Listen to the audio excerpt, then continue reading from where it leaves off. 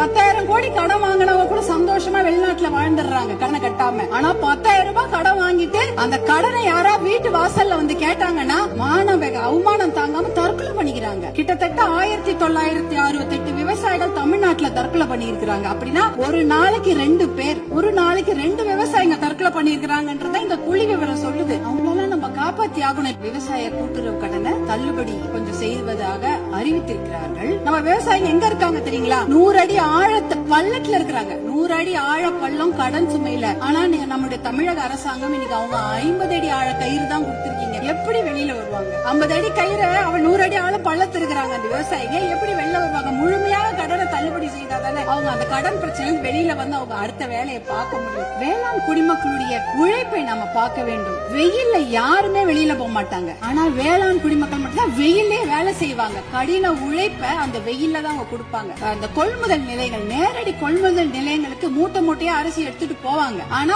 ஒரு கொள்முதல் நிலையங்கள்லயும் ஒரு நாளைக்கு இவ்வளவுதான் அரிசி எடுத்துக்க முடியும், இவ்வளவுதான் மூட்டை எடுத்துக்கொள்ள முடியும் என்ற அளவுகோல் இருக்கும். ஆனால் அந்த அளவுகோலுக்கு மேல ஆயிடுச்சுன்னா அந்த மூட்டையை வச்சுட்டு வெயிலையும் மழையிலயும் அங்கேயே இருக்கணும். அது என்னவானாலும் சரி, மூட்டையை அவங்க நிலத்துல இருந்து எடுத்துட்டு போயிட்டாங்கன்னா தனியார் அந்த கொள்முதல் நிலையங்கள் வாசல்லே படுத்து கிடப்பாங்க. மழை பெஞ்சிச்சுன்னா அந்த மூட்டையெல்லாம் உள்ளே முளைச்சிடும், கெட்டு போயிடும். இப்படி எத்தனையோ சிரமங்களை மீறி தான் அவங்க நம்மளுடைய உணவு மேசைக்கு சாப்பாடு கொண்டு வராங்க.